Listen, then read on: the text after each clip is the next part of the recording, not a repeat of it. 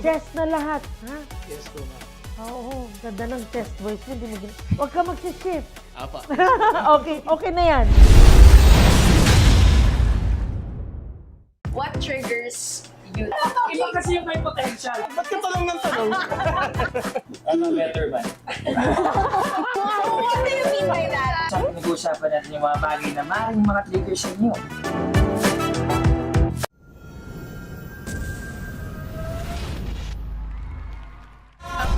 Flash Nation, I'm Jasmine Pedreño. Nag-start po ako nung 5 years old po ako. Nag-stop po ako nung sa center stage po. Pinanghinaan lang po ng loob dahil yun nga po parang laging talo. And ngayon, babalik na po ako and handa na po ulit akong lumaban. Ang inspirasyon ko po sa pagbalik ng singing contest ay yung little sister ko po. 15 years po yung age gap namin. She's now 2 years old. Gusto ko pong mapanood niya po ulit ako sa TV. Mama, Papa, and little sister, Marine. I love you guys so much.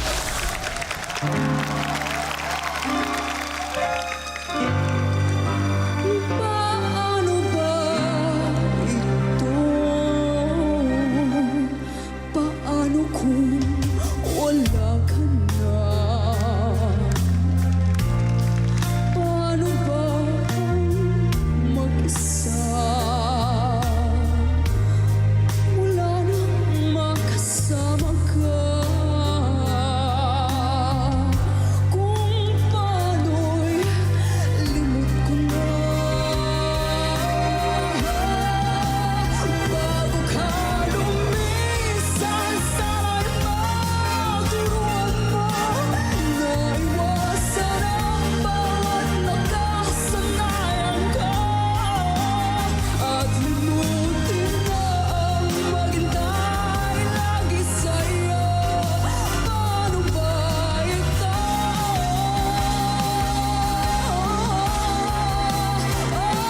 Kahit aming bagay na hindi ko na alam, tulad ng lumuwas sa'yo ay magdamdam. Dahil naniwalang labis mo akong mahal, laman ng bawat mong dasal.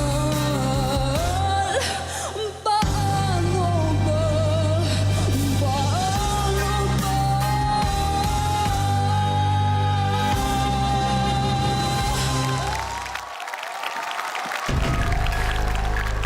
Jazzy Pedrero!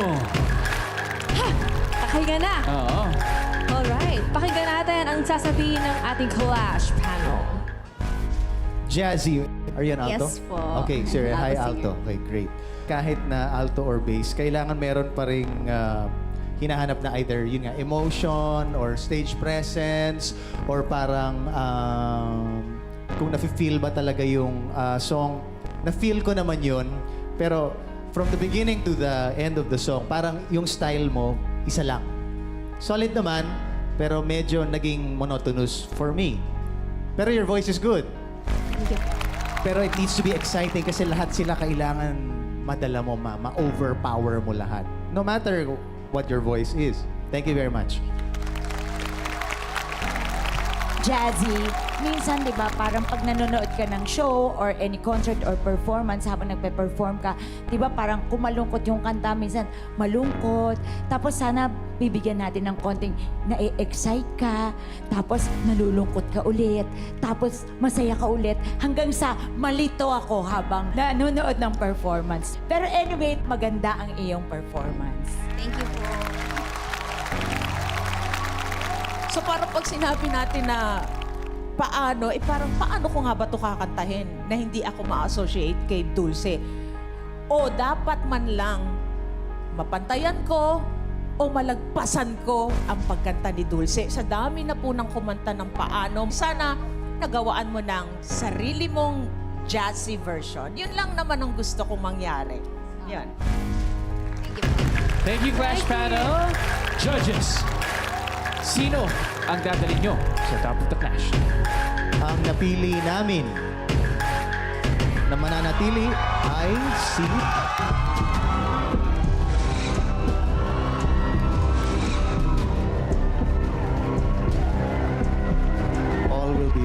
in time, Sean. Congratulations! You made it to the next round. Pwede ka lang maupo sa top of the Wala, Sean!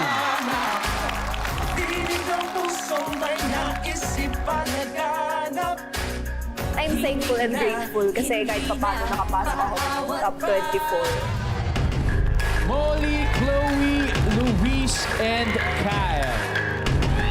Isa na lamang sa inyo ang mabibigyan ng pagkakataong pumili ng mga kalaban tonight. Who will it be? Alamin na natin.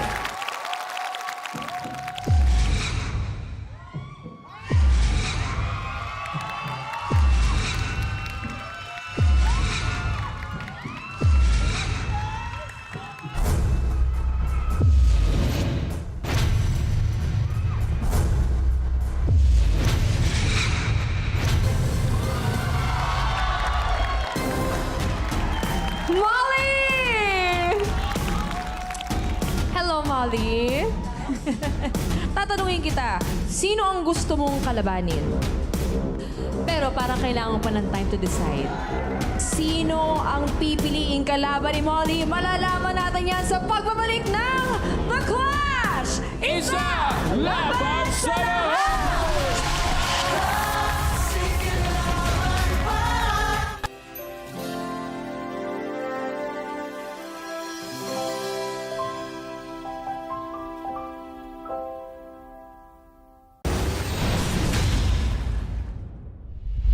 Hello, Clash Nation! I'm Jasmine Pedreño, 17 years old from Santa Mesa, Manila. I'm a grade 12 A.M. student po.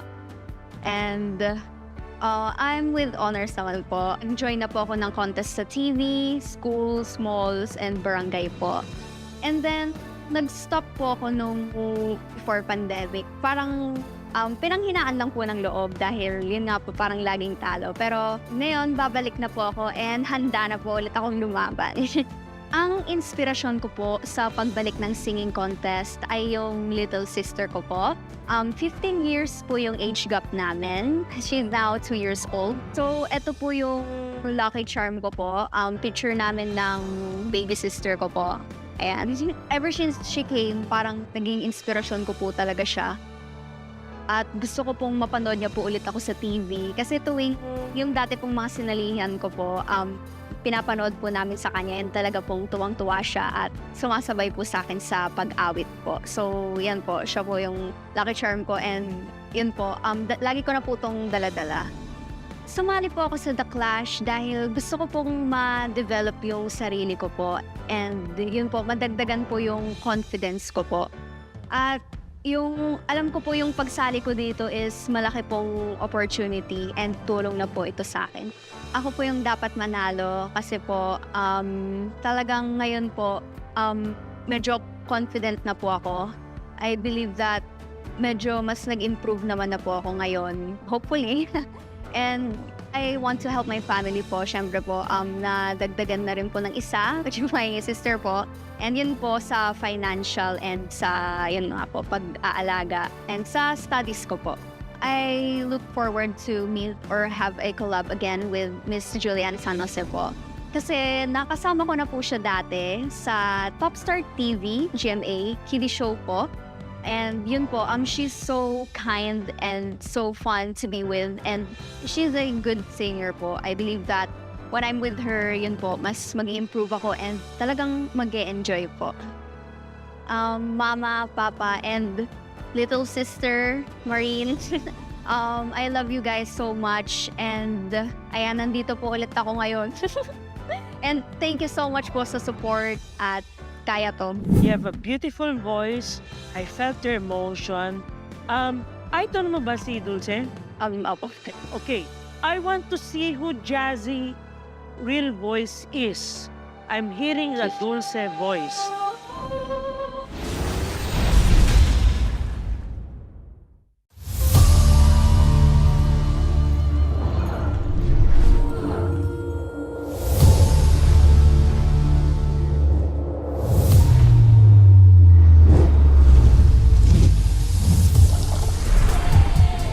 Parang gusto ko magpayari. Parang mas gusto ko magpainit. Mahangin nga muna kayo. Siya lang mga sis.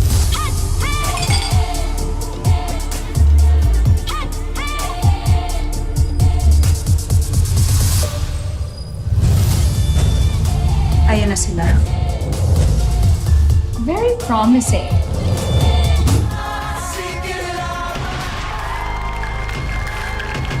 Molly, ulitin namin ang tanong na nabitin. Sa tatlong kaharap mo ngayon, sino ang gusto mong kalabanin?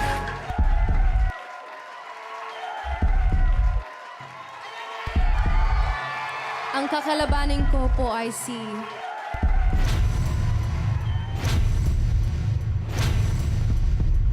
Luis. Luis! Okay, guys, please step forward.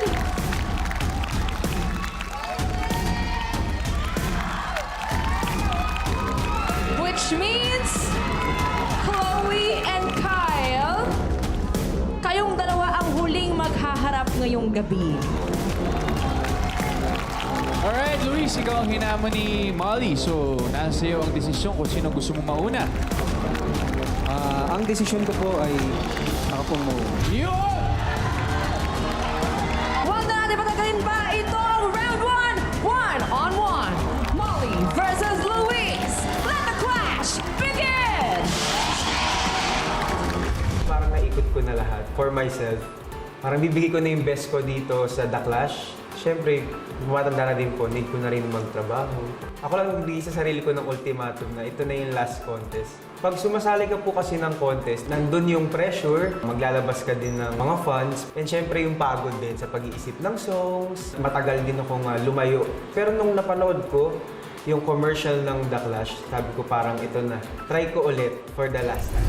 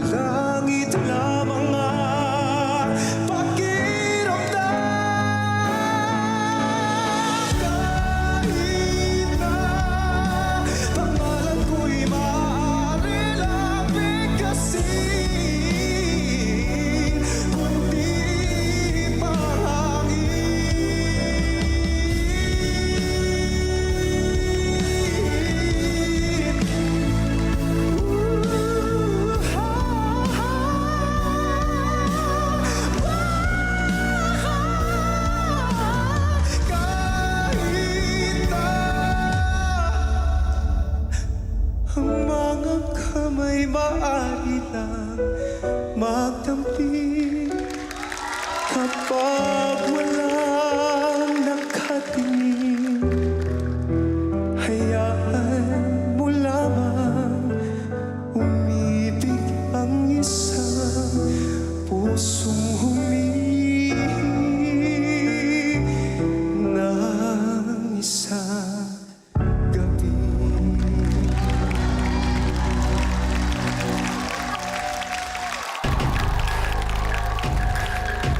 Luis! Hello, Luis! Hi po, Miss Julian. Ba't ganun parang nakakakilig na may kumanta nung isa Ano sa yun? mga Ano yun? kanta Ano yun? ko? Hindi! Sabi ko, Good job, bro. Good job. nakakakilig na may kumanta ng kanta ko. So, sa mga hindi po nakakalam, that's called Isang Gabi. This was written by Rico Blanco. Thank you so much. Thank you so much. It's such an honor. Thank you. so much. Sample, sample, sample, sample. Sa mataas na part. Shul. Kahit na hindi ako ang laman ng iyong mga yakap sa tuwing pagmulat, kahit na pangalan ko'y maaari lang bigkasin, kundi panghangin.